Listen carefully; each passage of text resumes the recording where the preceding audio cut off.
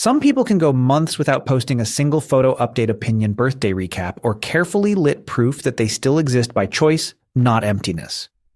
They are online enough to see everything, but strangely absent when everyone else is performing evidence of a life while still paying attention. To other people, this can look mysterious, boring, antisocial, secretive, or even insecure depending on who is judging inside ordinary American life. But the psychology behind not posting is usually more interesting than simple shyness or some dramatic rejection of technology because motives can overlap. Sometimes the quietest profile belongs to the person with the most active inner life, the sharpest boundaries, and the lowest need to be observed even when nobody notices. This video is not about proving that posting is bad or that private people are automatically healthier or deeper only to keep nuance. Social media can connect people, help communities form, and give ordinary lives a place to be witnessed when used with intention. Pew data still shows that social platforms are woven into American adulthood, especially YouTube, Facebook, Instagram, TikTok, and Reddit, making absence more visible. So the question is not why someone refuses the modern world, because most private people are still inside it because they never fully left. The better question is why some people can participate without constantly turning themselves into content without becoming constant content. One answer is self-presentation fatigue. The mental cost of deciding which version of yourself is safe to display after managing many reactions. Every post asks a small social question: who will see this, what will they assume, and what story will this create before anything gets shared? For someone highly reflective, that question does not feel small because the audience is not one audience anymore, because consequences feel loud. A photo can reach coworkers, cousins, old classmates, dates, strangers, parents, and people who quietly measure your life against theirs inside one small rectangle. Researchers call this kind of mixed audience problem context collapse, and emotionally sensitive people often feel it before they name it, before they can name it.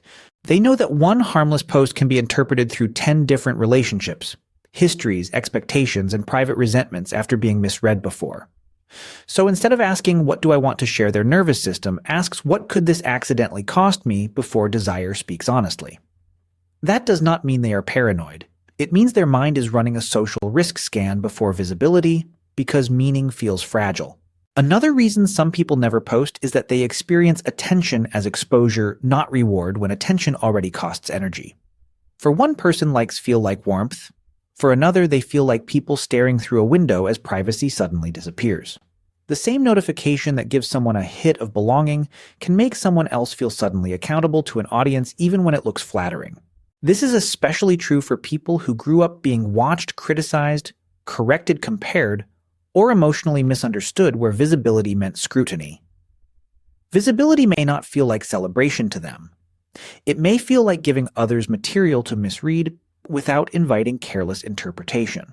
So their silence becomes a boundary, a way of saying, my life is real, even when it is not available for review quietly without public explanation.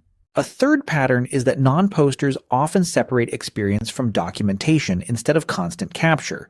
They do not want the best part of dinner to become choosing the angle, retaking the smile, and checking who reacted instead of staging the moment. They may love the trip, the friend, the outfit, the achievement, or the quiet Saturday morning because attention stays present. But they want to live it before they package it, and sometimes they never feel the need to package it at all because the memory is enough. This can look strange in a culture where private joy almost seems unfinished until someone else validates it inside comparison-driven feeds. But psychologically, there is a difference between wanting connection and needing public confirmation that connection happened, and they are different. A fourth reason is emotional privacy, especially for people whose feelings run deep but do not move quickly because feelings move slowly. Some people need time to understand what an event meant before they can reduce it to a caption while meaning is still tender. Their life is not empty, it is still being processed, sorted, protected, and given meaning in private, even when outsiders misunderstand.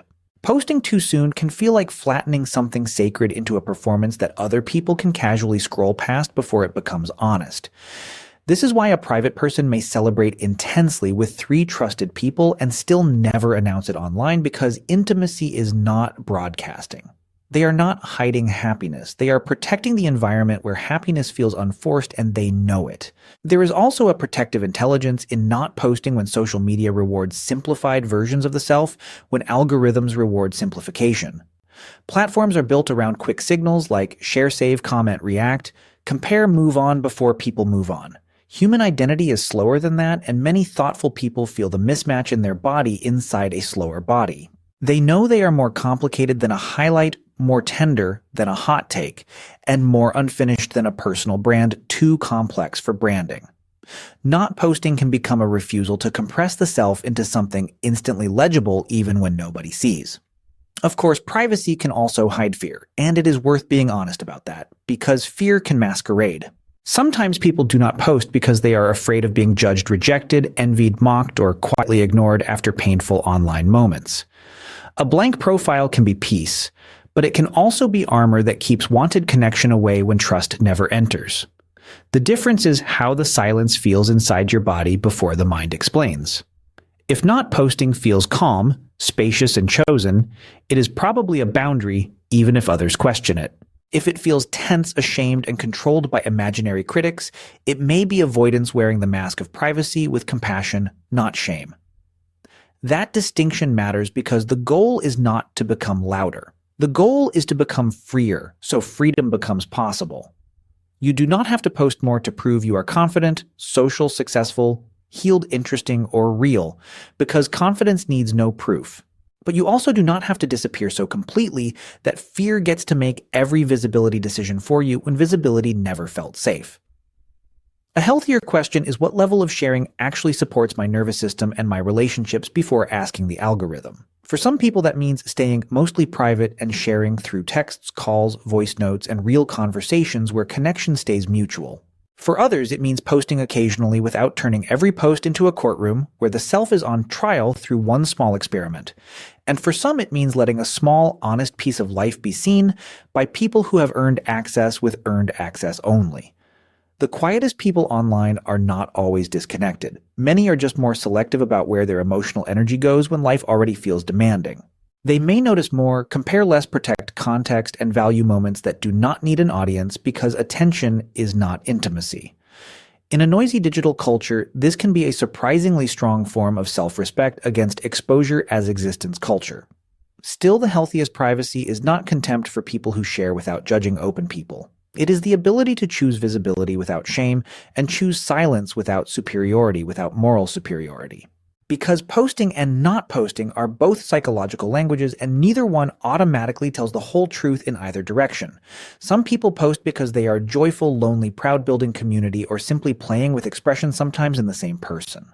Some people do not post because they are grounded, tired, cautious, private, observant, or protecting a softer inner world without flattening the truth. What matters is whether your choice comes from alignment or fear, and what follows afterward. If you rarely post, maybe there is nothing wrong with you at all, even with an empty feed. Maybe your mind simply knows that being seen by everyone is not the same as being known by someone with context and care. And maybe the life you are quietly living does not become less meaningful just because it never becomes content where real seeing happens.